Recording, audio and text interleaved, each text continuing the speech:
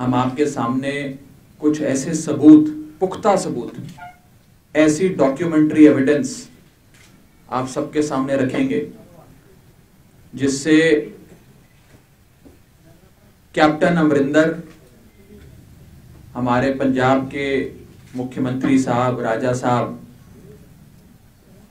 की गद्दारी पंजाब के साथ, पंजाब के किसान के साथ उनकी धोखेबाजी पूरी तरीके से सामने आ जाएगी। एक बहुत बड़ा खुलासा आज आम आदमी पार्टी करने जा रही है। कैप्टन साहब, राजा साहब शुरू से ही यह बात कहते रहे कि जी हमें तो कभी इन 3 कानूनों के बारे में पता ही नहीं था, हमारे तो लोग उस कमेटी के मेंबर ही नहीं थे, मैं तो उस समिति का सदस्य ही नहीं था, हमने तो वहां पे केवल फाइनेंशियल मैटर्स की बात करी, मैंने अपने वित्त मंत्री को भेज दिया, हाई पावर्ड कमेटी से हमारा कुछ लेना देना नहीं है, मैंने कोई मीटिंग नहीं अटेंड करी, मुझे उसके बारे में कुछ नहीं मालूम होता तो मैं बता देता। न जाने क्या क्या पिछले 6-8 महीने से लगातार वो बोलते जा रहे हैं। आज हम आपके सामने ऐसे सबूत रखेंगे, ऐसे पुख्ता सबूत रखेंगे जिससे कैप्टन साहब के झूठों का पर्दाफाश हो जाएगा और पंजाब के इतिहास में सबसे बड़े किसान विरोधी मुख्यमंत्री के रूप में कैप्टन साहब सिद्ध हो जाएंगे। आज एक ऐसी आरटीआई डॉक्यूमेंट हम आपके सामने रखने जा रहे हैं। हमने इस आरटीआई डॉक्यूमेंट को, हमारे साथ दिनेश चड्ढा जी बैठे हैं, हमारी पार्टी के प्रवक्ता भी हैं, पंजाब के लीडर भी हैं हमारी पार्टी के, इन्होंने आरटीआई हर जगह लगाई। आम आदमी पार्टी ने हर विभाग में आरटीआई लगाई, फूड प्रोसेसिंग मंत्रालय, मिनिस्ट्री से लेकर प्राइम मिनिस्टर ऑफिस तक लगाई, लेकिन मोदी और कैप्टन की मैच फिक्सिंग के चलते उस आरटीआई का कोई जवाब नहीं आया। उन्होंने सारी इंफॉर्मेशन हाई पावर्ड कमेटी के बारे में देने से मना कर दिया। लेकिन एक विभाग ने, जिस विभाग का नाम है नीति आयोग, जो इस हाई पावर्ड कमेटी का संचालन करता था, कोऑर्डिनेशन करता था, उस नीति आयोग ने आरटीआई का जवाब दे दिया और उस आरटीआई में दूध का दूध और पानी का पानी हो गया। और मैं अब आरटीआई आपके सामने रखने जा रहा हूं, आपको दिखाने जा रहा हूं, जिससे राजा साहब का झूठ का महल चकनाचूर हो जाएगा और कैसे राजा साहब ने किसान की पीठ में छुरा मारने का काम किया है यह साबित हो जाएगा। यह आरटीआई आम आदमी पार्टी के साथी दिनेश चड्ढा जी ने लगाई, जिसका जवाब 15 जनवरी 2021 को आया है हमारे पास। आज से कुछ ही दिन पहले 15 जनवरी 2021 को यह जवाब नीति आयोग ने भेजा है। हमने इसमें कई सारी चीजें मांगी कि जी हाई पावर्ड कमेटी जो बनी, जिसने ये 3 काले कानून बनाए, इन 3 काले कानूनों को जन्म दिया, इसका मसौदा बनाया, ड्राफ्ट बनाया, इस हाई पावर्ड कमेटी में कौन था, इस हाई पावर्ड कमेटी में क्या हुआ, इस हाई पावर्ड कमेटी का एजेंडा क्या था, हमने सारी जानकारी मांगी और हमें जो जानकारी मिली है वो मैं आपके सामने रखना चाहता हूं।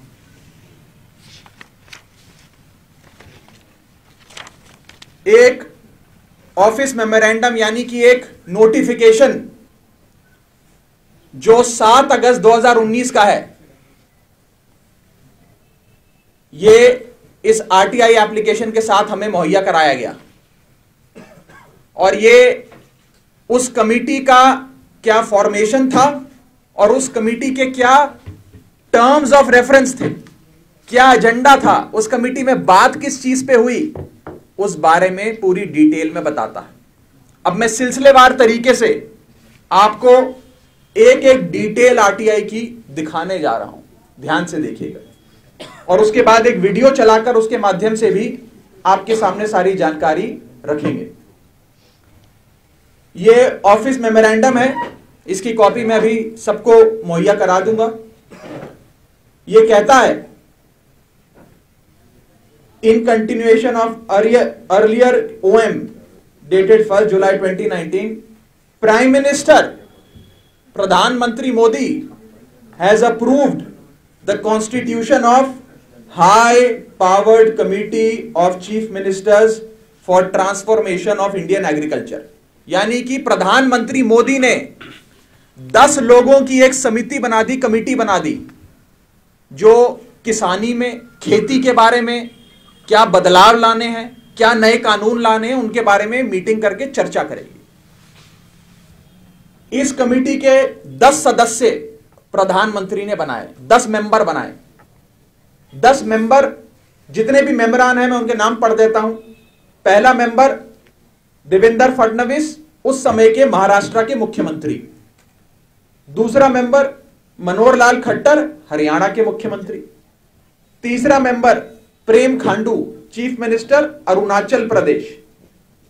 चौथा मेंबर विजय रूपानी, गुजरात के मुख्यमंत्री। पांचवा मेंबर योगी आदित्यनाथ, उत्तर प्रदेश के मुख्यमंत्री।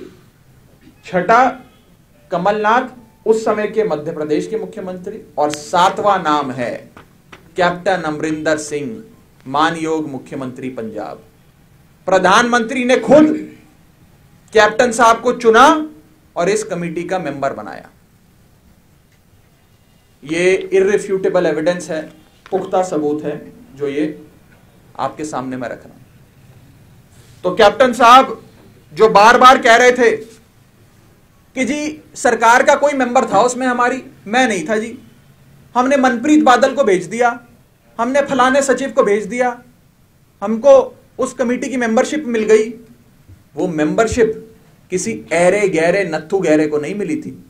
इस कमेटी का मेंबर किसी चपड़ासी को पंजाब सरकार के नहीं बनाया गया था, किसी अफसर को नहीं बनाया गया था, वित्त मंत्री को नहीं बनाया गया था।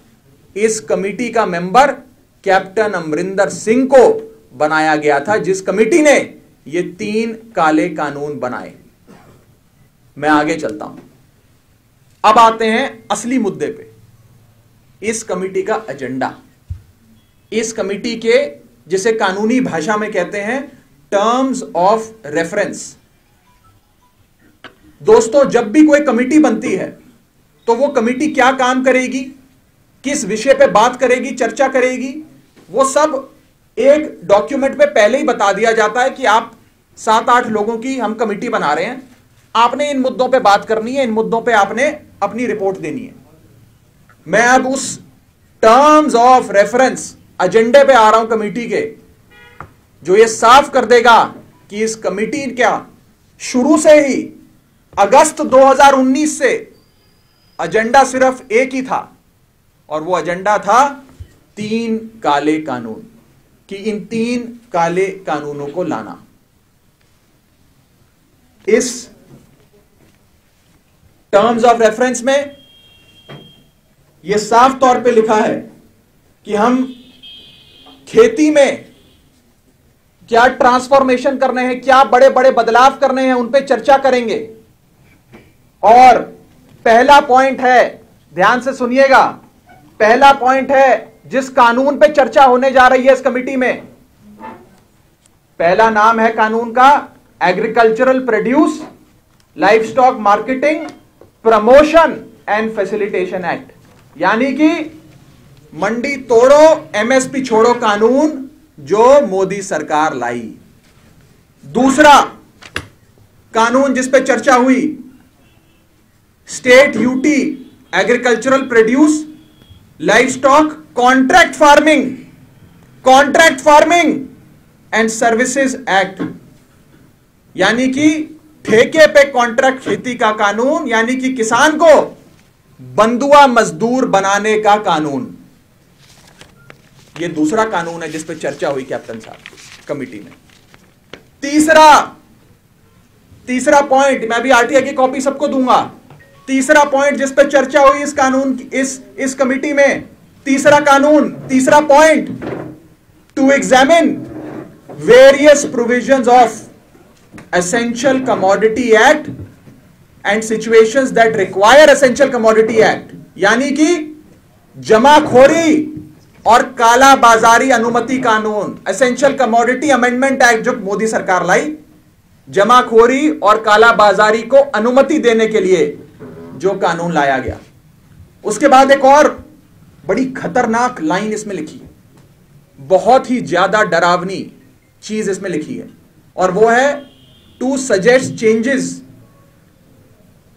इन the Essential Commodity Act to attract private investment in agricultural marketing and infrastructure, यानी कि कॉरपोरेट को लाने का मसौदा, कैसे कॉरपोरेट इन पंजाब की खेती में, देश की किसानी में घुसेगा, उसका सारा मसौदा इस आरटीआई में बनाया गया है जी, सारा मसौदा।